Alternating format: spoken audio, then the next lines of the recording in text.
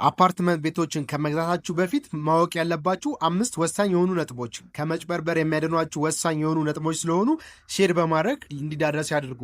አንደኛው ማስታወቂያ ላይ ያለው ዋጋ ሙሉ የአፓርትመንቱ ክፍያ ነው ወይስ ቅድመ ክፍያ ነው የሚለውን ነገር በደንብ ማጣራት ይኖርባቸዋል። ይህም ማለት በአብዛኛው ማስታወቂያ ላይ የሚጠቀሱ ዋጋዎች 10%፣ 15% እንዲሁም ከዛ በላይ የሆኑ ቅድመ ክፍያዎች ስለሆኑ ይህንን በአግባቡ ማጣራት ይጠበቅባቸዋል። ሁለተኛው የተጠቀሰው ዋጋ የኔት ኤሪያ ነው ወይስ የጋራ መጠቀሚያዎችን ግሮዝ ኤሪያ ያጠቃለለ ነው የሚለውን ነገር በደንብ ማጣራት ይኖርባቸዋል።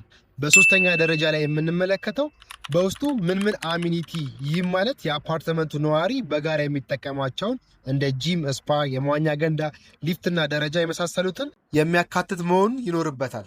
አራተኛ የምትገዙት ቤት ፉሊ ፊኒሽድ ነው ሰሚ ፊኒሽድ የሚለውን ነገር ሙሉ ማጣራት ይኖርባቸዋል። ይህም ማለት ሙሉ በሙሉ የተጠናቀቀ ነው ወይስ በከፊል የተጠናቀቀ፣ የተጠቀሰው ዋጋ የፉሊ ፊኒሽድ ነው የሰሚ ፊኒሽድ ዋጋ ነው የሚለውን ነገር በደንብ ማጣራት ይኖርባቸዋል። አምስተኛ ውሉን በትክክል ማየትና ለባለሙያዎች ማስገምገም።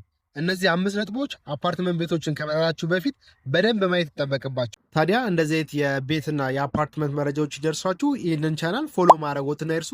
የአፓርትመንት ቤቶችን ለመግዛት ሀሳባችሁ ከስር በምናስቀምጥላችሁ ስልክ በመደወል ነፃ የማማከር አገልግሎትና መረጃ እንሰጣችኋለን። እናመሰግናል።